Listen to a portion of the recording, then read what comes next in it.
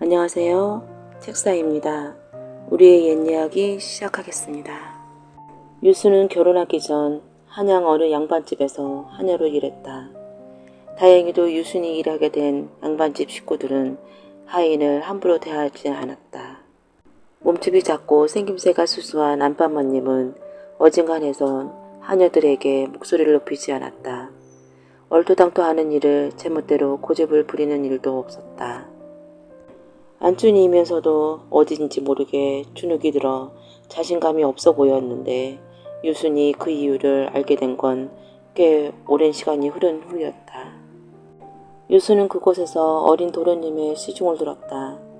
도련님이 태어났을 때부터 돌봐주던 유모가 사정이 생겨 집을 나갔기 때문이었다. 대감마님과 안방마님 사이에서 태어난 도련님은 당시 5살로 외향적이고 활달한 아이였다. 도련님은 그 중에서도 유난히 활기가 넘쳤다. 종일 도련님 뒤를 쫓아다니다 보니 저녁 무렵이면 녹초가 됐다. 하지만 유수는 그 일이 싫지 않았다. 유수는 하루 대부분을 도련님과 함께 보냈다. 그런데 아무리 도련님이라도 절대 발을 들여서는 안 되는 곳이 있었다. 본체와는 다소 거리가 떨어진 곳에 지어진 별채였다. 별채로 향하는 문엔 언제나 커다란 나무 빗장이 채워져 있었다. 사람들은 도련님이 별채 근처에 다가가기만 해도 펄쩍 뛰었다. 그곳에선 아기 잡아먹는 귀신이 나오기 때문이다. 도련님을 겁주려고 지어낸 얘기가 아니야. 김씨가 미심쩍은 얼굴을 했다. 유순에게 귀신 얘기를 들려준 건 하녀들 중 제일 고참인 수복이었다. 수복은 주위에 아무도 없는 걸 몇 번이나 확인한 다음에야 유순에게 작게 속삭였다. 수복의 말에 따르면 귀신은 만삭의 임산부였다고 했다. 무거운 몸으로 산을 넘다가 그만 그곳에서 아기를 낳고 말았다. 임산부는 아이를 낳자마자 혼절했다가 깨어나 보니 아기가 없었다. 여자는 그만 실성하고 말았다. 결국엔 옷고름으로 나무에 목을 매 자살했다. 별채의 출입을 막는 이유는 밤마다 산속을 배회해야 하는 귀신이 데려갈 아이를 찾지 못하면 이따금 별채에 나타나기도 하기 때문이라 수복은 덧붙였다. 유수는 좀처럼 믿을 수가 없었다. 혜원 아가씨는 누구예요? 수복이 아까보다 더 목소리를 낮췄다. 윤호 도련님의 여동생. 네? 도련님한테는 2살 어린 여동생이 있었거든. 그런데 조심성 없는 유모가 별채까지 데려간 거지. 유모는 한밤중에 우려대는 혜원 아가씨를 얻고 달래다가 아기에게 보름달을 보여주려고 밖에 나갔다고 했다. 별채에서 유모는 새하얀 옷을 입고 쪽지머리를 한 젊은 여인을 발견했다. 처음엔 이곳에 웬 여잔가 싶어 슬금슬금 다가갔다가 이내 아기 잡아먹는 귀신 이야기를 떠올리고 허겁지겁 도망쳐 나왔다. 여자가 유모 등에 업힌 아기를 보더니 배시시 웃었다. 놓고 가. 혼비백산한 유모는 뒤를 돌아보지도 않고 드립다 뛰었다. 다음 날부터 혜원 아가씨는 시름시름 아프기 시작했다. 열이 오른 아가씨는 이따금씩 귀신, 귀신 하고 헛소리를 해댔다. 결국 혜원 아가씨는 오래 버티지 못하고 곧 세상을 떠났다. 혜원 아가씨를 별채를 데리고 간 유모도 책임을 물어 집에서 쫓겨났다. 그 뒤로 별채는 도련님이 절대 발을 들여서는 안 되는 곳이 됐다. 금마님은 귀신을 달래기 위해 주기적으로 별채에 밥과 고기를 내가도록 했다. 뒤탈을 없애려고 공을 들인 것이었다. 알겠지? 도련님은 절대 거기 가면 안 돼. 유수는 연신 고개를 끄덕였다. 며칠 뒤 유수는 갈증 때문에 한밤중에 잠에서 깨어났다. 물 한 사발에 타는 것 같은 갈증이 조금은 가라앉는 것 같았다. 눅눅한 실내보다 바깥은 한결 상쾌했다. 별이 빛나지 않는 하늘엔 미인 눈썹 같은 초술단만 외롭게 떠 있었다. 저도 모르는 사이 유순의 발길은 별채 쪽으로 향하고 있었다. 아이만 건드린다고 했어. 지금은 도련님도 곁에 없으니 괜찮겠지? 유수는 조심스럽게 빗장을 열었다. 둔탁한 소리를 내며 문이 열렸다. 유수는 조심스럽게 한 발짝 한 발짝 안으로 들어갔다. 이곳이 이렇게 생겼구나. 유수는 처음 들어와 본 별채 안을 두리번 살폈다. 별채를 휘 둘러보자 오히려 귀신의 존재가 더 거짓말처럼 느껴졌다. 유수는 침소로 돌아가려고 몸을 돌렸다. 그때 나무 밑에 선 여자의 형체가 눈에 들어왔다. 혼자 왔니? 여자가 유순에게 말을 걸었다. 유수는 슬금슬금 뒷걸음질을 쳤다. 바람에 여자의 치맛자락이 다시 지면 위로 사르르 올라갔다 가볍게 내려앉았다. 또 오렴. 그 말에 유순이 여자의 하얀 얼굴을 쳐다보았다. 눈이 마주치자 여자가 유순을 향해 웃는 것 같았다. 유순이 두 번째로 별채를 찾은 건 여자를 만난 지 얼마 뒤였다. 그날도 하늘엔 희미한 초승달이 걸려 있었다. 빗장을 올리고 안채로 살금살금 들어가는데 어디선가 낮게 묵조리는 소리가 들려왔다. 자장 자장 우리 아기 잘도 잔다. 기에 익은 자장가였다. 덤덤하고 논날쥐가 없이 착 가라앉은 것이 노래라기보다는 마치 주문처럼 섬뜩하게 들렸다. 유순의 기척을 느꼈는지 여자가 스르르 고개를 들었다. 이상하네. 아기가 어디 갔지? 여자가 돌연 고개를 가웃거리며 유순에게로 다가왔다. 내 아기를 어떻게 했어? 여자가 불쑥 손을 뻗어 유순의 손목을 거머쥐었다. 내 아기를 돌려줘. 여자의 숨결이 뺨에 닿았다. 누군가 차듯한 손으로 목을 죄는 감촉이었다. 이건 놔. 유순이 여자를 획 뿌리치고 뒤로 달렸다. 자장 자장 우리 아기. 등 뒤에서 여자의 자장가 소리가 따라붙었다. 며칠간 계속된 폭염 때문에 사람들은 다들 지친 눈치였다. 도련님은 여전히 생기가 넘쳤다. 술래잡기를 하자며 쑥 늘어져 있는 유순의 손을 끌고 앞마당으로 데려갔다. 유순이 술래할 차례가 됐다. 꼭꼭 숨어라 장독 뒤에 숨어라. 도련님이 어디론가 숨으려 달려가는 소리가 들렸다. 꼭꼭 숨어라 머리카락 보인다. 한참 동안 노래를 부른 유수는 뒤돌아 사방을 살폈다. 도련님이 보이지 않았다. 아이들이 몸을 숨길 만한 곳을 모조리 다 뒤져도 도련님은 볼 수가 없었다. 혹시...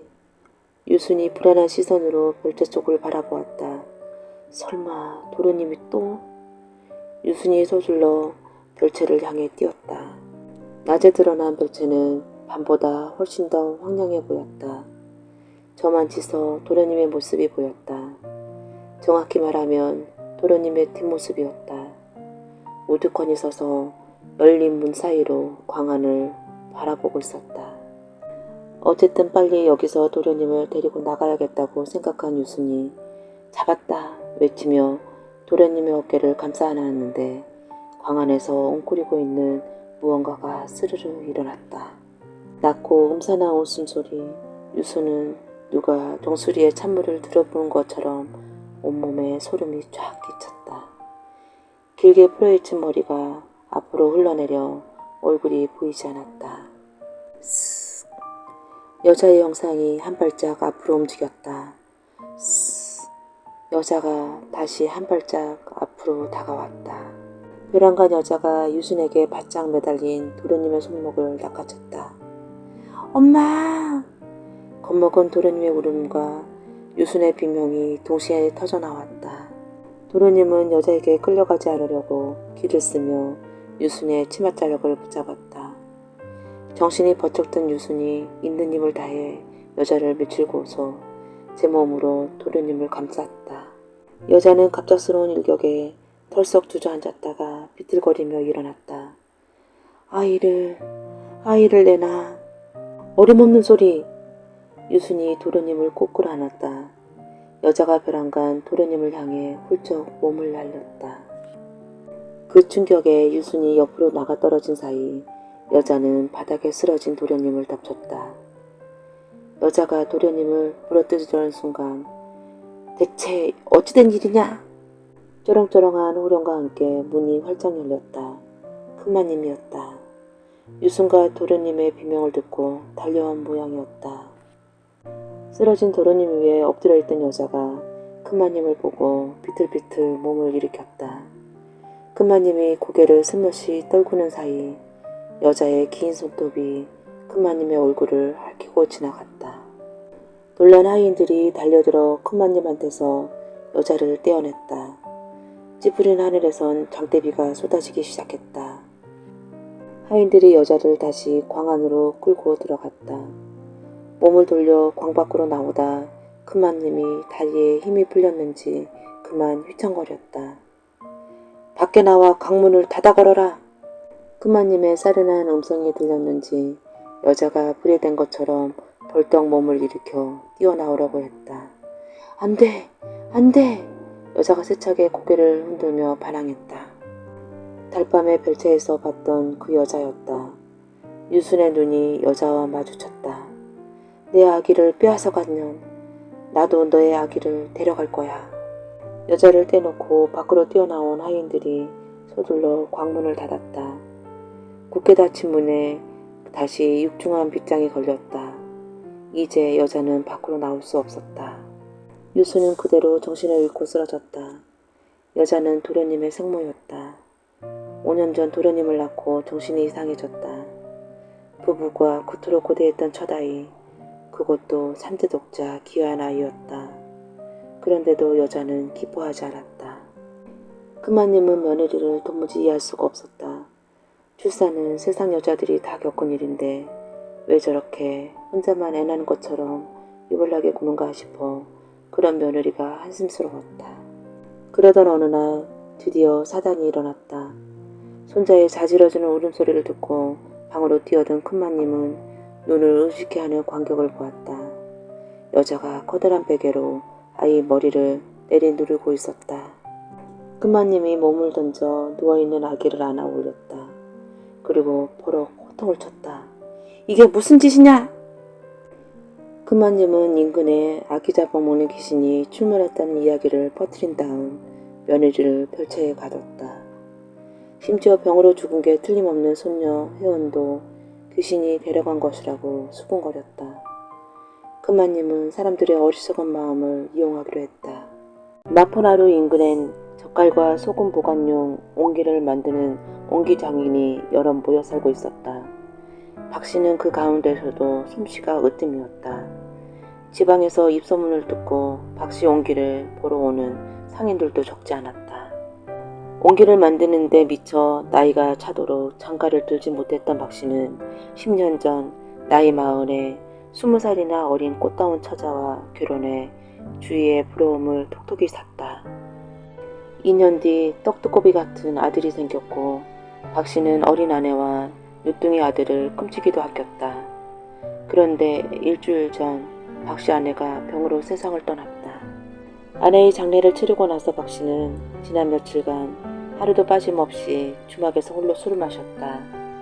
이따금 박씨를 발견하고 아는 사람이 마주 앉으려 할라치면 혼자 있고 싶다며 손사래를 쳤다. 이날도 어김없이 혼자인 박씨에게 주모가 슬며시 다가가 말을 붙였다. 희동이는 어쩌고 매일 늦게까지 술을 드시오. 박씨는 이내 대수롭지 않다는 듯이 희동이는 잠시 누이한테 맡겼소. 한뒤 술을 다시 따랐다. 술은 이제 그만 자시오. 이미 많이 드셨잖소. 주모가 박씨의 손에서 술잔을 빼앗았다. 주모가 이번에는 달래듯 말했다. 박씨가 씁쓸하게 웃더니 벼랑간 정색을 하고 주모를 바라보았다.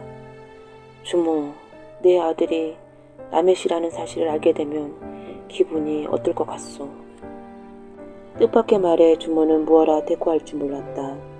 무슨 말이오? 그럼 희동이가? 내 씨가 아닙니다. 박씨가 마지막 잔을 들어 한 모금 쭉 들이켰다. 그걸 어떻게 하셨소? 희동 엄마가 이슬 주고 하더군요. 죽기 전에 나한테 용서해달라면서. 박 씨의 아내는 얌전하고 품행이 반듯한 여자였다. 남편 몰래 외간 남자와 정을 나눌 사람이 아니었다. 박 씨와 부부 사이도 좋은 편이었다. 나이 차이가 많은 남편을 깍듯하게 떠받들고 보살폈다. 그랬던 박 씨 아내가 다른 남자 아이를 가졌다니 주모는 적잖은 축격을 받았다. 주모가 박 씨의 눈치를 살피며 조심스럽게 물었다. 그럼 애아비는? 박 씨는 갑자기 밥상을 주먹으로 쿵 내려쳤다. 그게 제일 참을 수가 없어. 하필이면 하고 많은 사람 중에 정을 나눌 사람이 덕배일 줄이야. 주모의 눈이 휘둥그레졌다. 덕배는 박 씨가 아꼈던 유일한 제자였다. 나이 30에 이미 옹기장인으로 이름을 떨친 박 씨는 덕배를 제자 겸 막내 동생 삼아 키우다시피 했다. 3년 전 덕배가 병으로 세상을 떠났을 때 박 씨는 한동안 끼니를 잊지 못할 만큼 그의 죽음을 슬퍼했다. 열길 물속은 알아도 한길 사람 속은 알기 어렵다더니 설마 덕배가 내 처랑 그렇고 그런 사이일 줄은 정말 꿈에도 몰랐어. 둘이 나를 병신 취급하며 희덕거렸다고 생각하니 주모는 그런 박 씨를 그저 지켜만 봤다. 고개를 흔든 박 씨가 비틀거리며 일어나 바지 주머니를 뒤적거렸다. 됐소. 그냥 가시오. 그럴 수는 없지. 얼마요? 됐소. 그냥 가요. 박 씨가 인상을 쓰고 대꾸했다.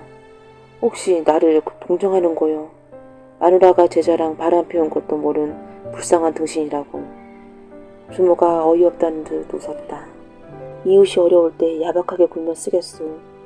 늙음하게 호라비 생활은 이래저래 힘든 게 많을 거요. 힘내고 각오를 다지라고 오늘은 내가 한턱 대접한 셈 쳐요. 숙연해진 박 씨의 얼굴이 붉히더니 고맙다고 고개를 숙였다. 며칠 뒤 박 씨가 다시 주막을 찾았다. 주모가 밥상을 내어가자 박 씨는 지난번에는 고마웠소 하면서 고개를 숙였다. 드디어 정신을 차렸나 보. 주모의 말에 박 씨가 멋쩍은 듯 웃었다. 이제 정신 차릴 때도 됐지. 알긴 아는구먼. 박 씨가 주위를 둘러보곤 목소리를 낮췄다. 사실 며칠 전에 희한한 일을 겪었소. 희한한 일이라니? 덕배를 보았소. 덕배라니 이미 죽은 자를?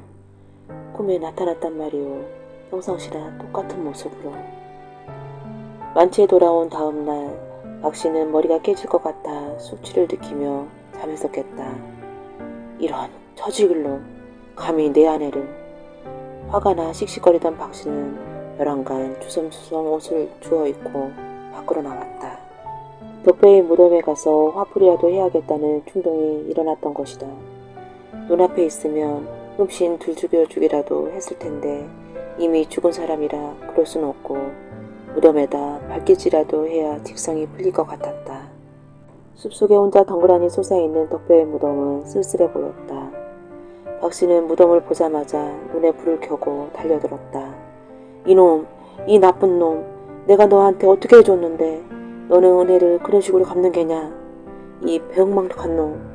연신 발길질을 한 뒤 그걸로도 분이 풀리지 않는지 박 씨는 주먹으로 무덤을 마구 때렸다. 그게 마치 덕배라도 되는 것처럼.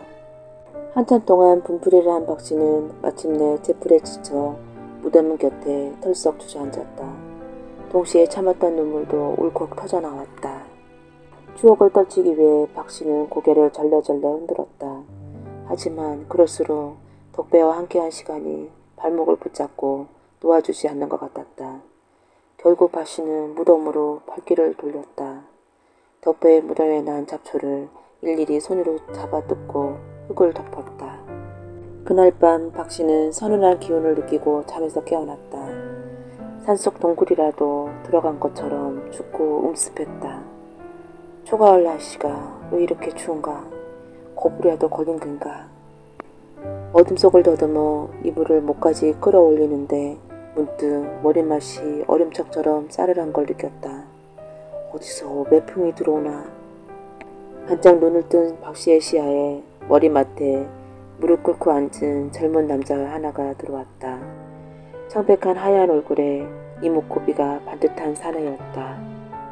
두근거리는 가슴을 억누르고 남자를 천천히 뜯어보니 꿇어앉은 남자는 다름 아닌 죽은 덕배였다. 너는? 놀라서 혀도 돌아가지 않는데 덕배가 고개를 숙이고 넙죽 엎드렸다. 형님, 죄송합니다. 죽을 죄를 졌습니다. 덕배는 살아있을 때처럼 박씨를 형님이라고 불렀다. 너는 이미 죽지 않았더냐? 어떻게 내 앞에 나타난 게냐? 형님 말씀대로 죽은 게 맞습니다. 하지만 어떻게 해서든 형님께 잘못을 빌어야 하기에 생식적 모습으로 나타났습니다. 박씨가 덕배를 찬찬히 뜯어보았다. 귀신은 발이 없다고 들었는데 마주 앉은 남자는 생전에 덕배와 똑같았다. 잘못을 빌려고 나타났다니 그건 핑계고 오늘 내 무덤을 발기질해 앙심을 품는 게 아니더냐?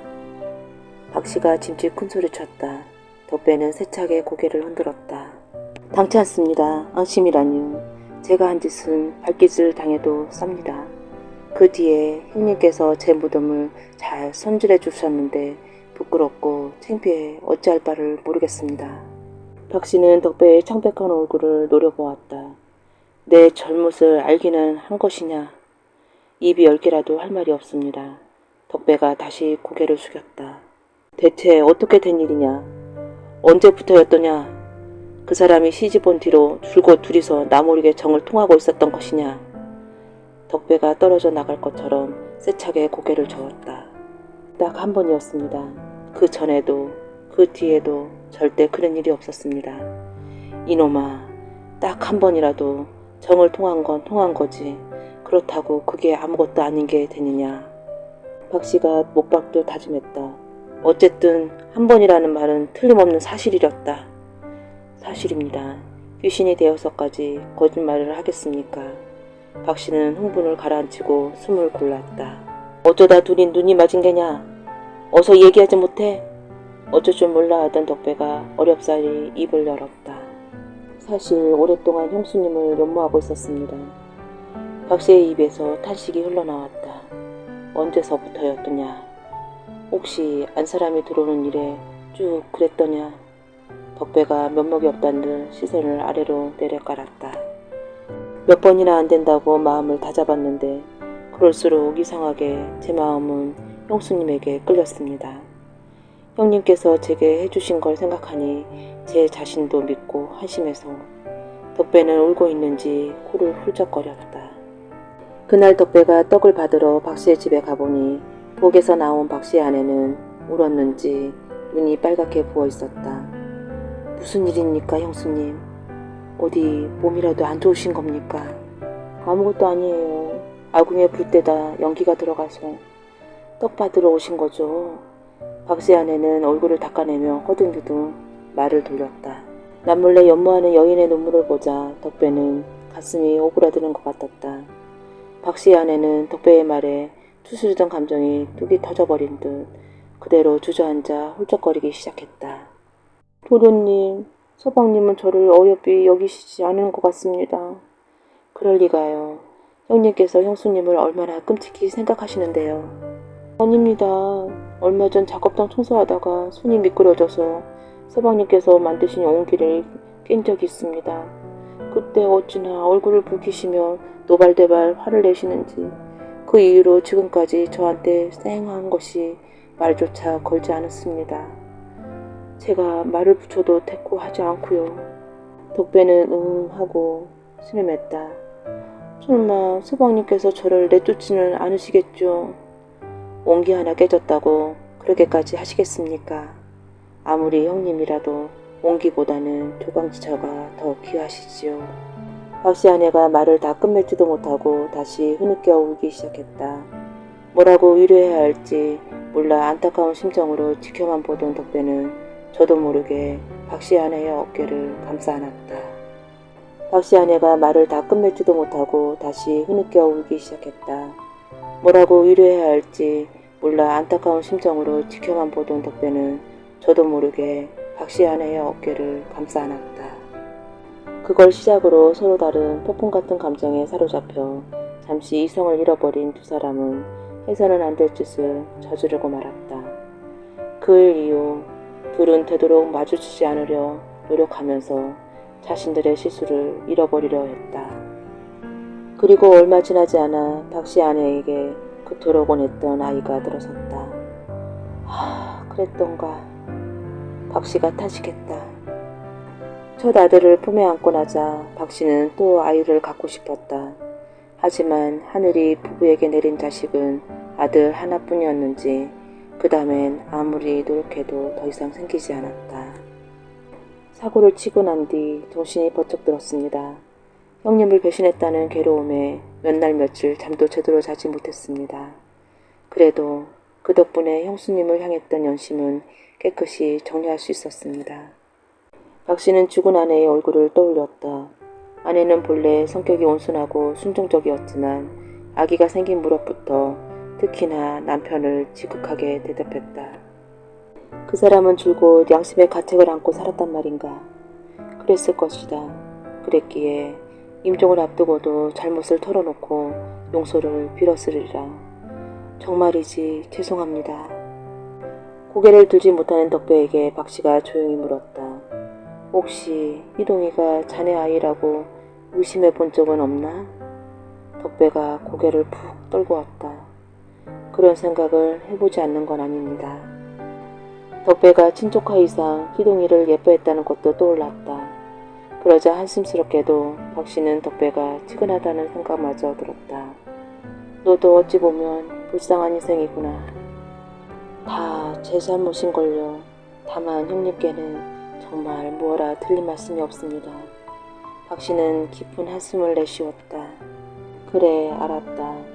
사람이니 실수할 때도 있는 게지. 무슨 사정이 있었는지는 충분히 이해했다. 그 말에 덕배가 화들짝 놀라 고개를 들었다. 그렇다고 내가 너를 용서했다는 뜻은 아니다. 세월이 흐르다 보면 언젠간 너를 용서할 날도 오겠지. 하지만 아직은 그때가 아니다. 그래도 적어도 이젠 더 이상 너를 미워하지 않기로 했다. 덕배가 울먹였다. 형님 정말이십니까? 그래, 너는 내가 세상에서 가장 아끼는 보배를 주지 않았더냐. 덕배는 고개를 숙이고 조용히 흐느끼기 시작했다. 흐느낌이 점점 옅어질 무렵 덕배의 몸도 조금씩 희미해져 갔다. 촛불의 연기가 사라지듯 덕배도 희미하게 쓰러져 갔다. 뼈마디에 스며들던 서늘한 냉기도 덕배와 함께 사라지고 방 안엔 어느새처럼 따뜻한 온기가 감돌았다. 꿈이었던가. 박씨는 속으로 중얼거렸다. 저만치서 말발굽 소리가 들렸다. 이 밤중에 나그네라도 오는 걸까? 투숙객들은 고개를 갸웃거렸다. 밤이슬 홀딱 맞은 꾀재재한 옷은 여기저기 찢어지고 미처 털어내지 못한 나뭇잎들이 잔뜩 달라붙어 있었다. 하인과 달리 선비는 입성이 멀쩡했다. 고개를 푹 숙이고 있어 얼굴을 볼 순 없었지만 선비는 정신을 잃은 것 같았다. 하인이 주모를 보고 다가왔다. 오늘 하룻밤만 이곳에서 신세를 져야겠소. 남은 방 있소? 방은 있소만 여기 있는 분들까지 도합 6이서 써야 하는데 괜찮으시겠소? 다른 분들만 허락해 주신다면이야. 하인은 선비를 바닥에 뉘어놓은 뒤 휴 한숨을 내쉬며 이마에 맺힌 땀을 닦았다. 대체 무슨 일을 겪었기에 그러시오? 호기심에 동하는 모양이었다. 애초에 길을 떠나는 게 아니었습니다. 하인이 마침내 결심한 듯 겪은 일을 들려주기 시작했다. 도련님 집안은 경산도에서 꽤 이름난 가문이요. 도련님의 부친인 대감마님은 한양서 높은 벼슬을 하셨던 분인데 연로한 뒤로 낙향에 조용히 지내고 계셨다오. 아버지를 닮아서인지 환경 덕분인지 도련님의 학문적 기량은 뛰어났다. 과거를 보려면 관직에 오를 준비가 돼 있어야 한다. 비록 내가 그 재주가 있다 하나 아직 속은 다 여무지 못했다. 마침내 올해 초 대감마님으로부터 이만하면 과거에 응시해도 부족함이 없겠다. 장원급제의 부푼 꿈을 안고 한양으로 향했다. 출발하고 이튿날까지는 가는 길이 순조로웠다. 이대로라면 도련님은 대감마님이 미리 기배를 넣어둔 한양 지인댁에 예정대로 도착해서 여독을 불면서 느긋하게 시험 준비를 할 수 있을 터였다. 그런데 사흘째 되던 날 산속에서 길을 잃고 말았다. 도련님은 물론이고 하인조차 처음 가보는 산길이다 보니 어디가 어딘지 분간할 수가 없었다. 어느새 주변은 짙게 어둠이 내려앉았다. 대체 얼마나 더 가야 민가가 나온단 말이냐? 그러게 말입니다. 어서 빨리 오늘 밤 몸을 누이실 곳을 찾아야 할 텐데. 멀리서 늑대 울음소리가 들렸다. 늑대는 한두 마리가 아닌 모양이었다. 애가 탄 도련님이 거듭 재촉했다. 하지만 외딴 산속에 사람 사는 곳이 나올 리가 만무했다. 부스럭부스럭 수풀이 흔들리며 무언가 움직이는 소리가 들렸다. 여우일까? 아니면 먹이를 찾아 헤매는 산짐승일까? 다행히 짐승은 아니었다. 머리가 하얗게 새고 허리가 고부정한 할멈이 옆구리에 광줄이 낀 채 웅크리고 앉아 있다가 몸을 일으켰다. 아이고 깜짝이야. 간 떨어질 뻔했소. 하인이 가슴을 쓸어내리며 할멈에게 푸념했다. 댁들은 누시길래 이런 밤중에 산속에 거니는 거요? 할멈이 태연스럽게 물었다. 한양에 과거 보러 가는 길인데 죄를 넘다가 길을 잃었소. 보아하니 이 근처에 사는 것 같소만 오늘 하룻밤만 재워줄 수 있겠소? 할멈은 두 사람을 찬찬히 훑어보았다. 도련님의 간곡한 부탁에 할멈은 고개를 숙이더니 앞장서서 걷기 시작했다. 나이답지 않게 발걸음도 재서 하인이 헐떡거리며 쫓아가야 했다. 설마하니 요가 둔갑한 건 아니겠지? 스스로도 어처구니가 없어 하인은 휘휘 고개를 저어 실없는 생각을 떨쳐냈다. 외진 곳에 필부의 집이라 큰 기대를 안 했는데 높고 커다란 대문을 보자 도련님은 조금 놀란 듯 했다. 낙이 울음소리에 문을 두드리기 전에 안에서 사람이 나왔다. 40 언저리쯤 되어 보이는 부인이었다. 할멈이 여인을 보자 송구스럽다는 듯 마님 하고 고개를 조아렸다. 잠자리에 드신 줄 알았는데 잠이 안 와 마당을 거느리고 있는 차에 방문객이 오시는 것 같아 내다봤네. 이분들은 누신가? 도련님은 황망해하며 나귀에서 내려섰다. 과거를 보러 한양에 가는 유생이옵니다. 길이 익숙지 않아 산속에서 헤매다가 다행히 할멈을 만나 이곳까지 따라왔는데 하룻밤 신세 쓸 수 없을지요. 부인은 잠시 하윤과 도련님을 살펴보더니 이렇게 말했다. 너무 늦은 시각에 길을 헤매다가 밤이슬을 맞기 십상일 것입니다. 누추하지만 안으로 두시지요. 도련님은 거듭 고개를 숙이곤 마님을 따라 집으로 돌아섰다. 나으리 손님 오셨습니다. 선비분께서 산속에서 길을 잃고 헤매다가 여기까지 오시게 됐다 합니다. 부인이 대감마님 방 앞에서 조용히 여쭈었다. 안으로 들라 하시게. 도련님이 방으로 들어서자 대감마님은 앞에 있던 책상을 옆으로 치웠다. 길을 잃었다 들었는데 고생 많으셨소. 대감마님이 먼저 입을 열었다. 제가 미숙한 탓이지요. 하마터면 늑대밥이 되는 게 아닌가 걱정했는데 덕분에 산에서 노숙할 처지는 면했습니다. 대감마님이 허허 웃었다. 도련님은 말문이 막혔다. 과거를 보러 가는 길이라 들었소만. 대감마님이 고개를 들었다. 그렇습니다. 그렇다면 관직에 오르려는 생각이겠지? 네. 권력은 허망한 것이라오. 할 수 있다면 처음부터 그 허망함에 발을 딛지 않는 게 제일이지. 방 안에는 어색한 침묵이 감돌았다. 도련님은 자세를 고쳐 앉았다. 도련님이 묵는 곳은 주인마님의 사랑채에서 조금 떨어진 작은 방이었다. 이토록 인정이 드문 곳에 이렇게 훌륭한 집을 찾다니 참으로 운이 좋군. 그런 생각을 하며 잠자리에 누웠다. 이튿날 상쾌한 기분으로 일어난 도련님은 얼굴을 씻고 마당으로 나가 신선한 아침 공기를 들여마셨다. 산속에서 파묻힌 탓인지 공기가 유달리 달게 느껴졌다. 기침 하시었소? 어제 일찍 잠자리에 드는 바람에 인사를 올리지 못했습니다.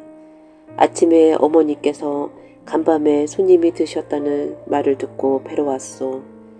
현택이라 하오. 아, 이댁 자제분이시군요. 저는 세진이라고 합니다. 아침 식사가 나오려면 좀 걸릴 터인데 밖에서 이러지 말고 제 방에서 기다리시지요. 딱히 거절할 이유가 없었다. 할멈의 목소리가 들려왔다. 문이 열리고 20살이 채 안 돼 보이는 아가씨 하나가 어제 산속에서 만난 할멈과 함께 밥상을 들고 들어왔다. 내 누이 숙종이요. 가족끼리 조용히 살고 있어. 손님이 오시면 이렇게 직접 시중을 들어야 한다오. 젊은 처자가 외간 남자 앞에 얼굴을 내민다고 너무 흉보지는 마오. 제가 되게 폐를 많이 끼치는군요. 아침을 마치고 도련님은 행장을 꾸려 다시 과거길에 오를 준비를 했다. 그때 현택이 방문 앞으로 다가와 말을 걸었다. 어젯밤 고생이 심하셨다 들었는데 아직 요독이 풀리지 않을 것이오. 한 며칠만 더 머물면서 천천히 쉬었다 가시오. 뭐 그래도 기한을 넉넉히 잡고 출발했으니 며칠을 더 머물러도 괜찮겠지? 하인도 딱히 도련님을 채근하지 않았다.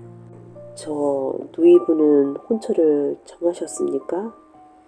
어느 날 도련님이 지나가는 말로 가장에 넌지시 물어보았다. 아직입니다. 사실 누이는 몸이 약하다오. 어린 시절부터 죽을 고비를 여러 차례 넘겼소. 그렇군요. 혹시 누이에게 마음이 있으신게요? 갑자기 무슨 그런 말씀을. 속마음을 딱 들킨 도련님은 말까지 더듬었다. 손살같이 며칠이 흘렀다. 하인은 이번이야말로 짐을 꾸려 떠날 채비를 했다. 하지만 도련님은 요지부동이었다. 뭘 그렇게 서두르는 게냐. 아직 꽤 여유가 있지 않느냐. 대감마님 댁의 생활을 더없이 만족스러워하는 도련님과 달리 하인은 그 집에 어쩐지 마음에 들지 않았다. 아니 꼭 집어 마음에 들지 않는다기보단 어딘가 모르게 꺼림칙한 느낌이었다. 아침마다 빛이라는 하인을 본 적이 없음에도 불구하고 마당은 떨어진 나무 잎사귀 하나 없이 늘 깨끗했다. 거참 희한한 일이군. 하인은 속으로 중얼거렸다. 나귀는 계속 목 놓아 울다가 어느새 제풀에 지쳤는지 잠잠해졌지만 마구간 밖에서 하인의 발소리만 들리기만 하면 다시 흥분해 길길이 날뛰었다. 나귀는 영물이라던데. 혹시나 내 눈에 보이지 않는 게 짐승 눈에 보이는가 싶어 나귀의 울음소리를 들을 때마다 하인은 몸에 소름이 쫙 돋았다. 그러고 보니 할멈도 수삭쩍었다. 산속에서 사람을 만나 감격한 나머지 곰곰이 따져볼 겨를이 없었는데 지금 돌이켜보니 한밤중에 노파 혼자 위험한 산속을 돌아다니는 것도 납득하기 어려웠다. 대체 할멈은 그 시간에 그곳에서 무엇 하고 있었을까? 안되겠다. 내일은 무슨 일이 있어도 도련님을 설득해 이곳을 떠나야겠다. 하인은 속으로 굳게 다짐했다. 그런데 도련님의 몸 상태가 병이라도 든 것처럼 나빠지기 시작했다. 그날 출발 준비를 마친 도련님은 하인에게 나귀를 데리러가라 이르고 자리에서 일어나려 했다. 그러나 미처 한 발도 떼기도 전에 그대로 자리에 주저앉고 말았다. 놀란 하인이 달려와 몸을 일으켰다. 글쎄다, 이거 참 이상하구나. 하인이 옆에서 부축하자 도련님이 간신히 일어나 몇 발짝 때려다가 또다시 스르르 무너졌다. 허허, 어젯밤에 함께 약주를 한 것이 과했네 보구려. 등 뒤에서 현택의 목소리가 들렸다. 이래서야 어디 먼 길 떠나겠소? 하인은 혼란스러운 눈으로 도련님을 찬찬히 뜯어보았다. 술에 취한 것은 아니었다. 술 냄새도 나지 않을 뿐더러 도련님의 몸은 술에 취해 축 늘어졌을 때와는 무언가 달라졌다.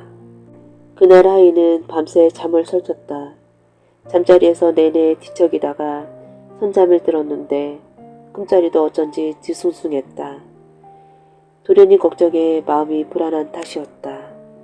쩝쩝한 마음으로 멀거니 천정을 쳐다보던 하인은 소변이 마려워 주섬주섬 옷을 챙겨 입고 습관으로 향했다. 이를 보고 나오는데 연못가에 네 식구가 모여 있었다. 다들 무얼 하고 있는 걸까? 하인은 나무 뒤에 몸을 숙이고 길을 쫑긋 세웠다.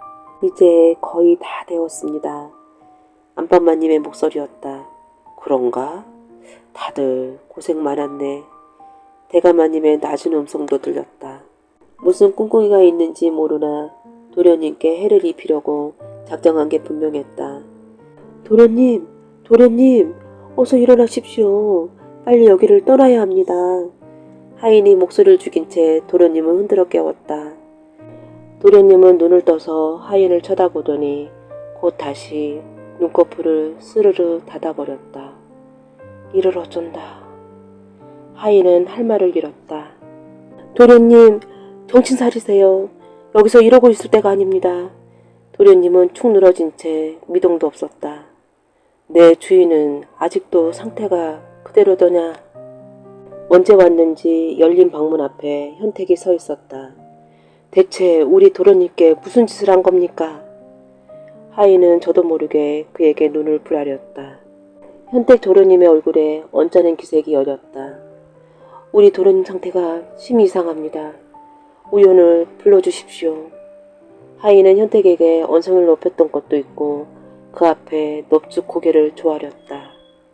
우연이라니? 이런 외진 곳에 어디 우연이 있다고. 현택이 무심하게 고개를 돌렸다. 술병이 나도 단단히 난 모양이지. 현택은 자리를 떴다. 도련님을 옮길 방법이 없었다. 이 일을 어쩐다. 하인은 이리저리 머리를 굴렸다. 일단 혼자라도 이 집을 빠져나가 사람을 불러오는 수밖에 없다. 마침내 결단을 내린 하인은 방에서 주위를 살펴보았다. 대문은 굳게 잠겨 있었다. 이번엔 골세가 천근만근하는 쇳덩이냐 됐냐 도무지 올라가지 않았다. 하인은 다시 한번 힘주어 골세를 밀어 올리려 했지만 요지부종이었다. 도대체 이게 무슨 조화란 말인가. 하인의 머리에 묘안이 떠올랐다. 발끝을 세워 조심조심 마구간으로 향했다. 하인은 나귀를 담장으로 끌고 갔다. 가까스로 버둥거리며 잠장 위에 올라오니 의외로 바닥이 까마득했다. 잠시 망설이던 하인이 에라 모르겠다 하고는 눈을 딱 감고 바닥으로 뛰어내렸다. 무거운 몸이 쿵 소리를 내며 떨어졌다. 숨을 고르던 하인은 끙 하는 소리를 내며 무거운 몸을 일으켰다. 갈수록 도련님 상태는 안 좋아질 것이다. 조금만 더 지나면 목숨이 위태로워질지도 몰랐다. 얼마나 달렸을까. 동이 완전히 틀 무렵 마을이 보이기 시작했다. 이보시오. 이 근처에 의원이 있소? 의원이라면 여기서 좀 더 가야 하는데 환자가 계신 곳이 어디요? 저기 저 산길수 아래 있는 저택이요. 거기 우리 도련님이 누워 계시오. 방금 산길수에 있는 저택이라 하셨소? 안악 옆에 있는 목종꾼이 기묘한 표정을 하고 있었다. 동시에 사람들의 시선이 일제히 하인에게로 향했다. 그 집엔 지금 아무도 살지 않는데. 서로 눈치를 보며 말을 미루는 듯 하더니 마침내 한 사람이 어렵게 입을 열었다. 아무도 살지 않는다니요. 며칠이나 거기서 머물렀는데 그게 무슨 말이요. 그러자 사람들 얼굴이 핏기가 가신 듯 새하얘졌다. 그 집은 20년째 사람이 살지 않는 빈집이요. 폐가지, 아니 흉가라고 해야 하나? 흉가라니. 뜻밖의 말에 하인의 눈이 휘둥그러졌다. 20년 전 그 집 대감마님이 역적으로 몰려 일가족 전부 떼죽음을 당했소. 그런 뒤 다들 불길하다 해서 아무도 그 집에 살려고 하지 않았지. 그러면 내가 본 그 사람들은 전부 누구란 말이오? 하인의 귀에 덜덜 떨리는 자신의 목소리가 들렸다. 머리털이 쭉 뻗어고 등골이 서늘해졌다. 우린들 알겠소. 다만 그 집 대감마님의 슬하에 한창 나이인 아드님과 이모가 탁월한 따님이 있었다고들 하더이다. 그들이 이 세상 사람이 아니라면 귀신들이 우글거리는 집에 혼자 남아있는 도련님이 위험해. 정신이 번뜩 든 하인은 황급히 몸을 일으켜 다시 왔던 길을 달리기 시작했다. 한참을 달리던 하인은 문득 이상한 생각이 들어 발걸음을 멈추었다. 꽤 달려왔는데 여전히 같은 곳을 뱅뱅 돌고 있는 기분이었다. 이럴 리가 없는데. 하인은 주변을 돌아보았다. 그러고 보니 아까 저 나무를 지나치면서 본 것 같았다. 벌써 어둠이 어둑어둑 내려앉았다. 저택에 도착해도 한참 전에 도착했어야 할 시각이었다. 이게 어찌된 조화야. 몸이 덜덜 떨려왔다. 이제는 어디로 가야 할지 확신도 없이 하인은 저택이 있다고 생각하는 방향으로 휘청휘청 발걸음을 옮겼다. 그때 어디선가 바스락바스락 나뭇잎 밟는 소리가 나더니 사람 목소리가 들렸다. 걱정하지 마시오. 늑대는 우리가 무서워서 여기까지 오지 못한다니까요. 고개를 들어보니 대감집 할멈이었다. 댁도 귀신이요? 정신을 바짝 차려야 한다고 되뇌었지만 겁에 질려 혀가 잘 돌아가지 않았다. 할멈은 당황하는 기색도 없이 덤덤했다. 이 세상 사람이 아니냐고 묻는 거라면 그렇소. 난 이미 20년 전에 숨이 끊어진 몸이오. 대감마님, 내의분, 현택도련님, 숙정아가씨 다 마찬가지라오. 대체 뭘 오라는 거요? 왜 도련님과 나에게 이런 짓을 하는 거요? 하인은 가까스로 용기를 짜내 물었다. 20년 전 대감마님께선 역적으로 몰려 능지처참 당하셨소. 아버지를 닮아 능력의 출중했던 현택도련님도 역모에 가담했다는 제목으로 같은 형벌을 받으셨고, 그 당시 마님을 역적으로 몰아붙였던 사람이 바로 당신 도련님의 아버지요. 그런 우리 대감마님은 그런 일을 하실 분이 아니오. 당신은 한갓 대감마님의 하인이 아니오. 어찌 그분의 진면목까지 속속들이 안다 할 수 있겠소. 하인은 말문이 막혔다. 대감마님과 도련님이 체포되어 관가로 끌려가고 나서 안방마님은 방안 기둥에 목을 메고 자결하셨소. 아가씨는 역적 집안의 자식으로 낙인을 찍혀 노비로 팔려갔지. 노비가 된 지 얼마 지나지 않아 병을 얻어 세상을 떠났소. 그렇다면 할멈은 대감마님 댁 식구를 지키려다 칼을 맞았소. 그때 어디선가 비명소리가 울려 퍼졌다. 고통스러운 단말만을 낸 사람은 도련님이었다. 이제 당신 주인에게 가보시오. 대문은 활짝 열려 있었다. 안으로 들어가니 나올 땐 그렇게 정갈했던 저택이 온통 먼지와 거미줄로 뒤엎여 오랜 세월 동안 사람 손이 타지 않는 폐가로 바뀌어 있었다. 방문을 활짝 열어 젖히자 장판이 떨어져 나간 방에 도련님은 무언가에 크게 놀란 듯 눈을 부름뜨고 누워 있었다. 도련님! 도련님! 정신 차리세요! 하인의 소리를 지르며 도련님은 흔들었다. 건강한 모습으로 집을 떠났던 도련님이 하루아침에 산 송장으로 변한 게 가여워 견딜 수가 없었다. 이 저주받은 집에서 어서 나갑시다, 도련님. 하인이 어영차 도련님을 안아 일으켰다. 흐물흐물한 도련님은 마치 혼이 다 빠져나간 것 같았다. 하인은 기가 막혀 한동안 그런 도련님을 품에 안고 있었다. 도련님의 시선은 자기 눈에만 보이는 무언가에 영혼이 고정된 것 같았다. 대체 무엇을 저렇게 하염없이 보고 계실까? 하인은 고개를 절레절레 흔들며 다시 무거운 걸음을 옮겼다.